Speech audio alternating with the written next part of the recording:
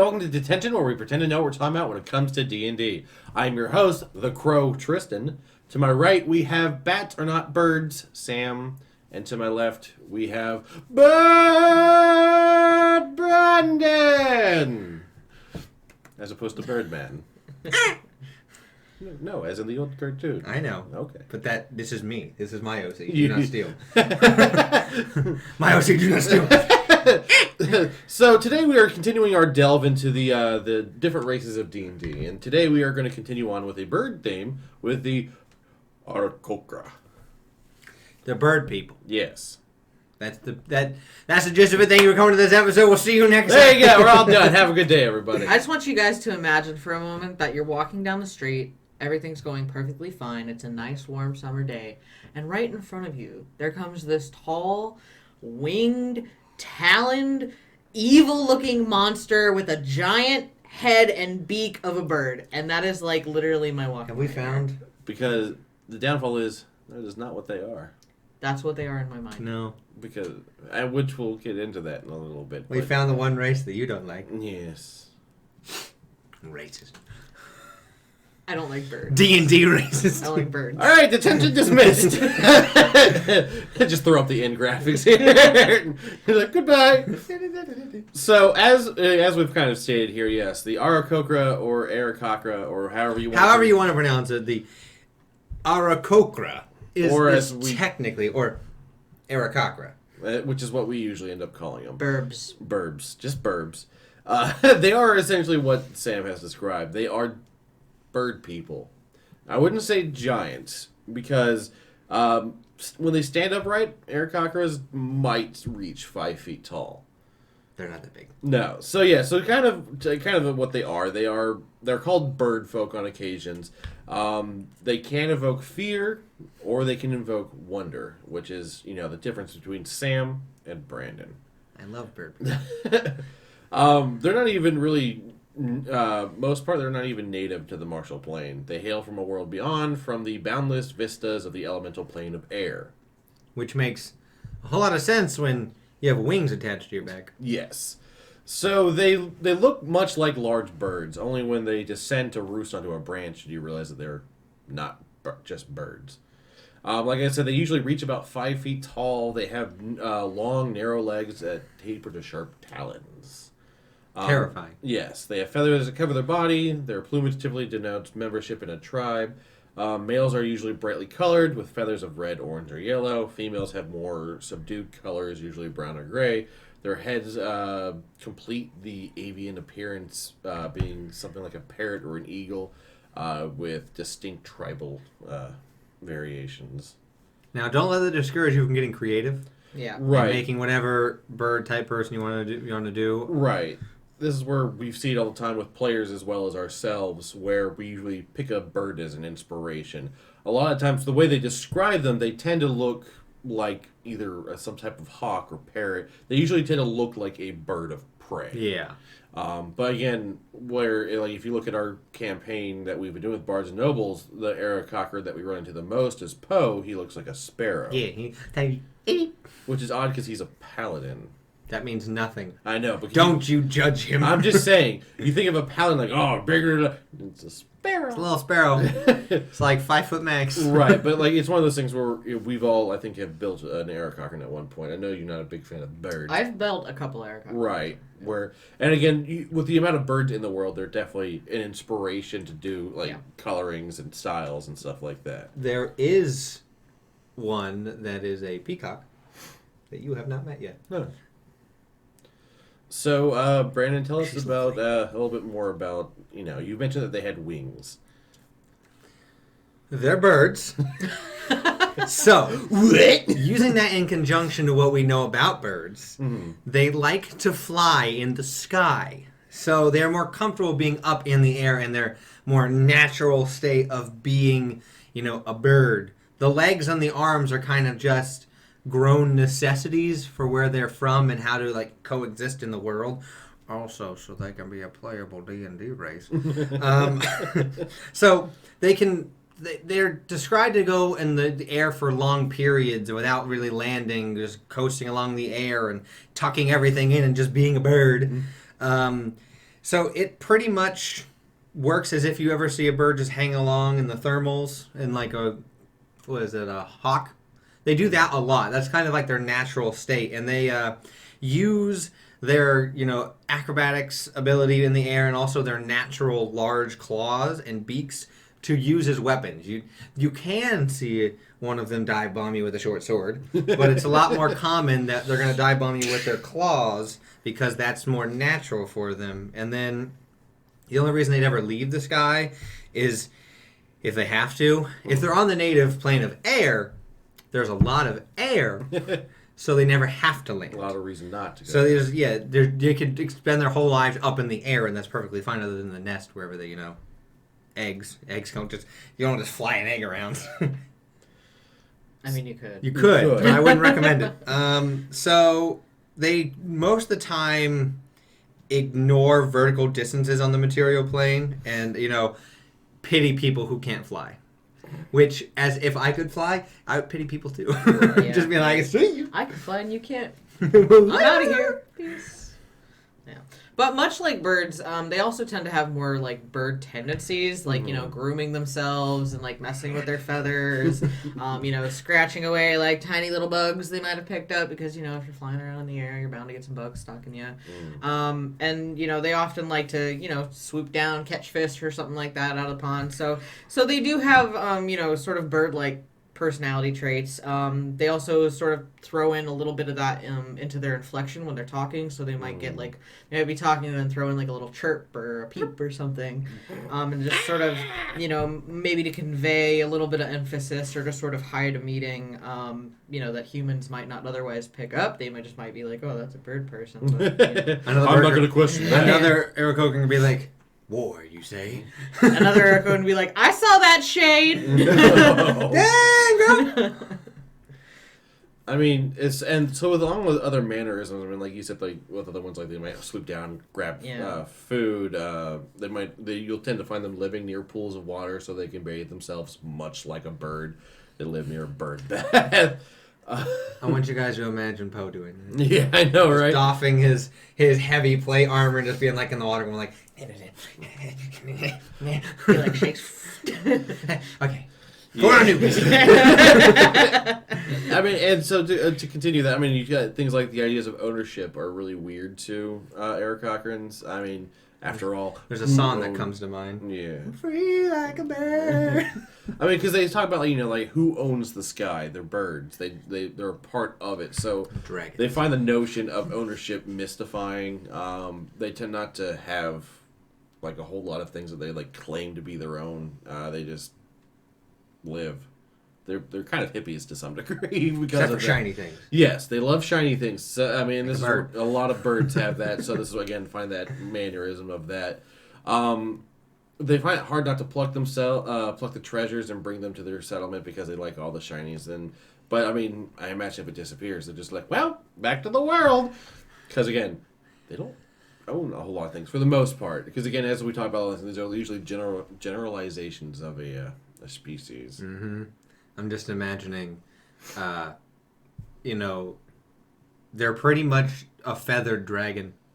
A small feathered dragon. This is my shiny! Or a feathered goblin. That too. Now, on the opposite side, as far as like, who owns the sky, one thing can terrify them more than anything else, and that is confinement. To be grounded or trapped underground or imprisoned by the cold,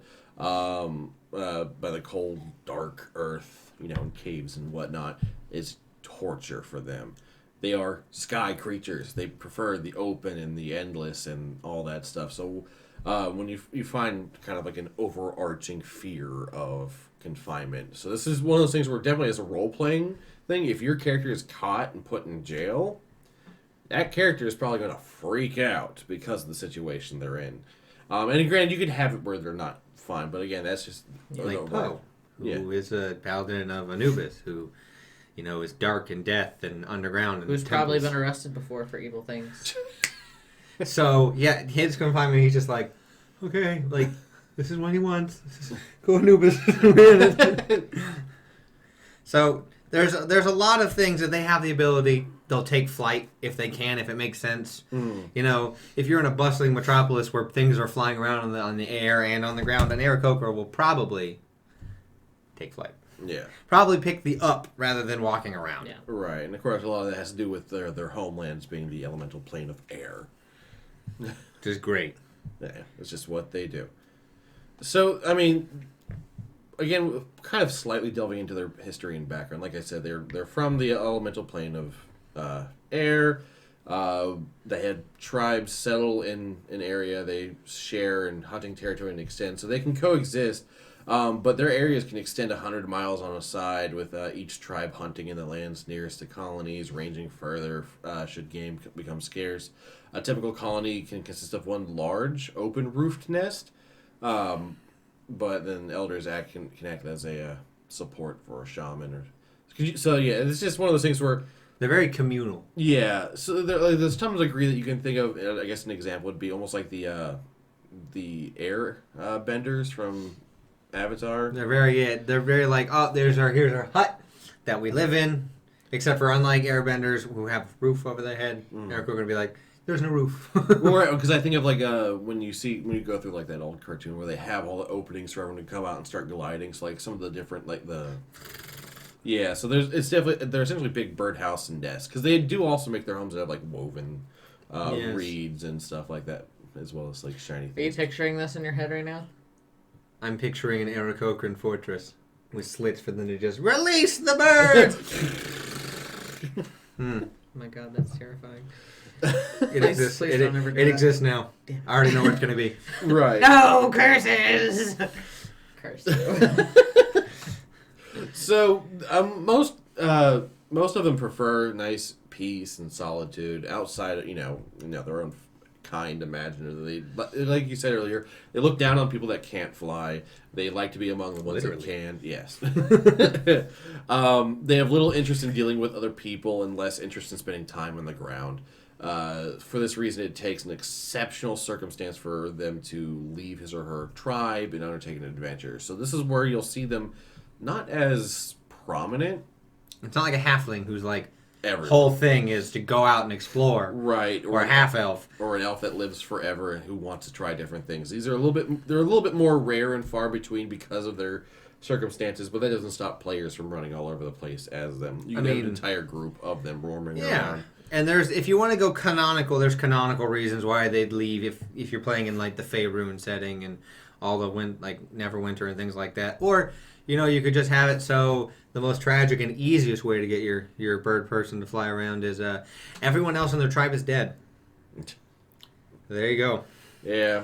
I mean, that's like forcing them to go out, but that's an example. I mean, so there's a couple of reasons why you might see them out there. There's, let's see. Like I said, there's a lot of things that have to do with like the in history reasons why they'd go. Right, or, they're, like, for example, they're mortal foes of earth elementals. Because, again, they hate the ground. Yeah. So, like I guess they're really particular about gargoyles. Yeah. They really don't like gargoyles. So, yeah, because especially when you find ones like a gargoyle is loosely translated to flying rock.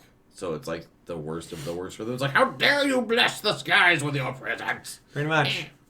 So, air elementals. Cool. Fire elementals. Okay. Water elementals. Okay. Earth elementals. Get that out of here. I swear to God. So, so that's just a slight delve. And as a player, this is where you can make your choice for any reason why they're out. Or you can ignore all of it and you're just a bird person. Yeah. So, how would you name them? So typically with Aarakocras, they tend to use more like sounds in their names, like clicking sounds or like chirping sounds that you might actually hear birds actually make. So typically their names are like 2 to 4 syllables with the sounds acting as connectors between the two. They might use nicknames gained from people that they've encountered, but usually their names are also for both genders, so it doesn't really matter.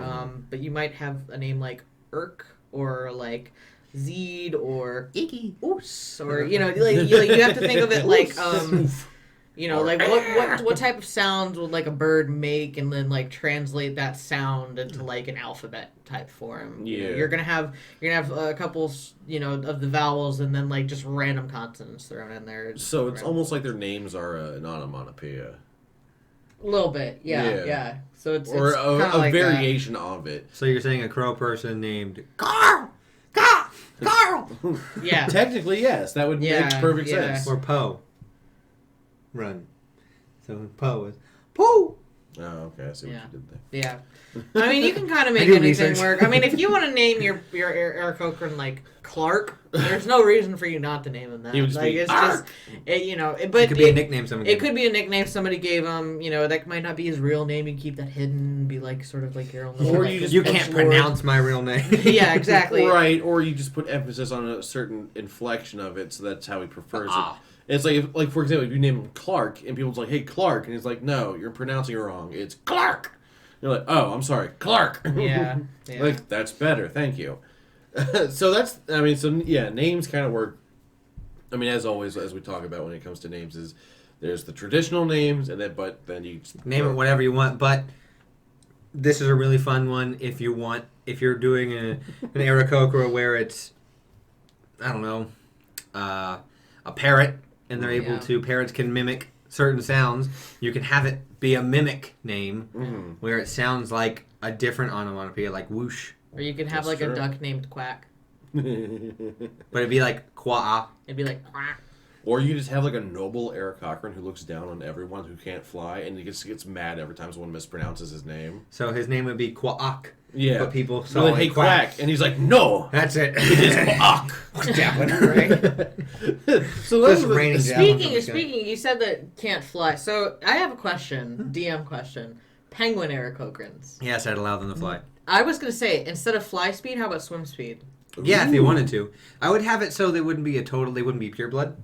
Gotcha. They would be Because I would love to If you play wanted the fly penguin. speed- Penguins don't count as bad birds. Penguins are good birds. penguins. There's two kinds of good birds, and that's penguins and bats. And I realize bats aren't birds, but they still fly.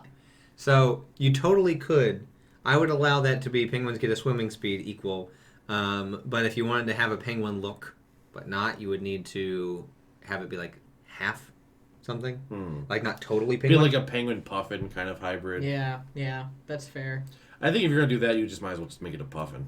Yeah, so there we go. If you want to fly and look like a penguin, And puffin. this If you is want to where swim, penguin. This is where we talk about how talking to your DM is always an option. So if you were looking to do an Aarakocra or an Aarakocra, Bird. bird person, a bird folk as they're called, and you're like, I really want to do a penguin, but they don't have wings and can't fly. This is where, as a DM, you can be like, yeah. So how about this? You have a great swimming speed, and you're like, oh, makes perfect sense. Also give them resistance to To cold, yeah. Yeah. See, and like the similarly, like if I had, well, I do, but if I was gonna have somebody who wanted to do like a what are they called? Hummingbird, like a hummingbird. I would make them so that their fly speed's like greater, like it's because they're fast. Instead of less. 30 But feet, I make would it have 40. them count smaller in size, so their carrying capacity would be less. Like, So that'd be like Gotcha. the Yeah. the like halfling. yeah, size they'd be of like the bird. halfling versions of bird people. And this is where you can really get creative. Like, so before we go too much into that, Yeah, you know, sorry, experiment- getting off topic. So We'll get to that in a let's minute. talk about the general kind of like attributes. Break it of- down.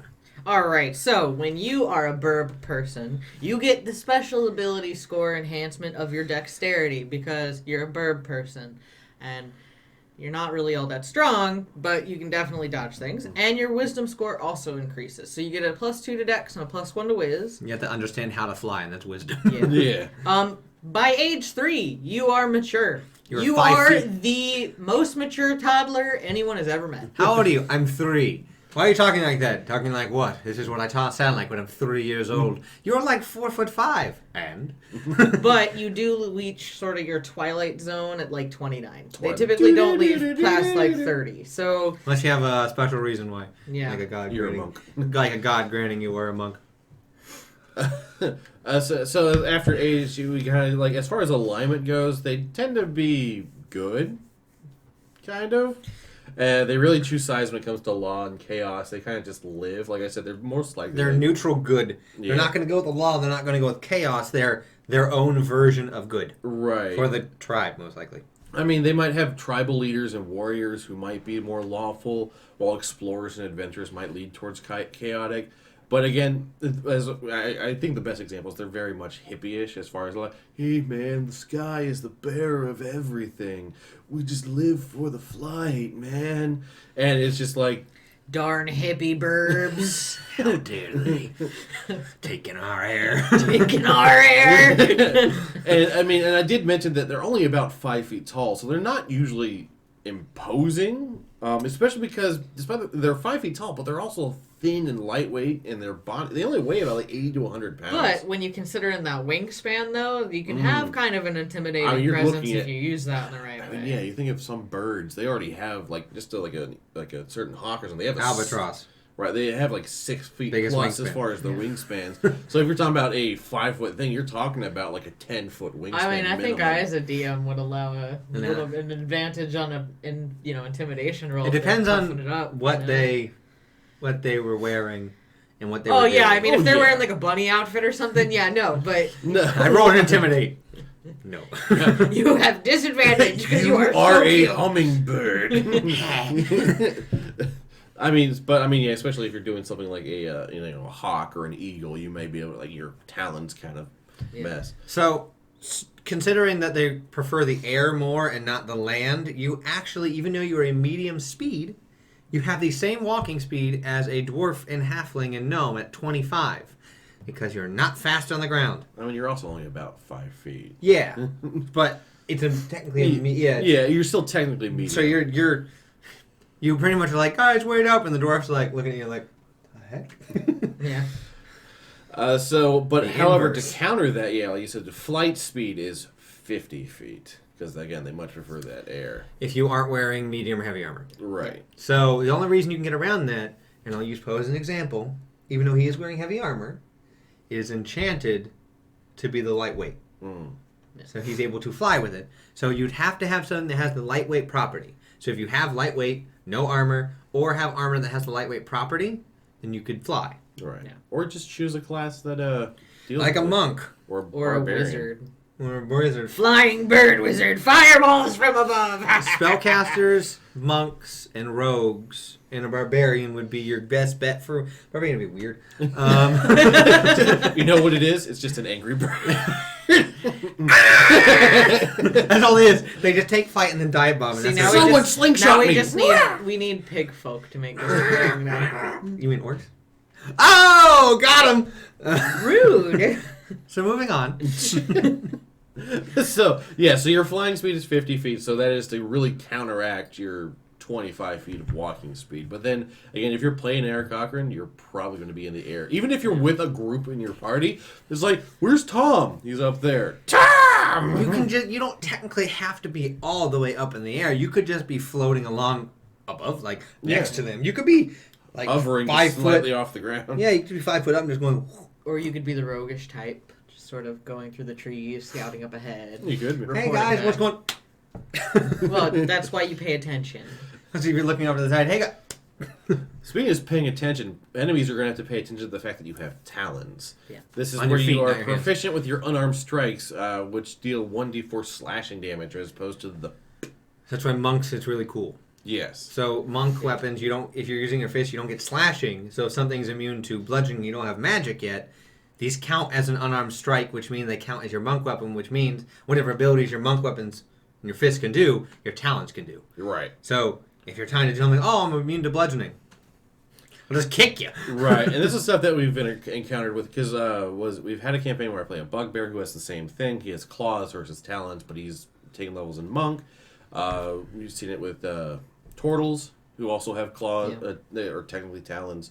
Tabaxis get the same thing. So animalistic races that give you claws are lean a little bit more towards if you want to do a martial, like an up close fighting, monk. So then you can get a versatile. Yeah. Well, they resist the slashing. I'll punch them real hard. Things like that.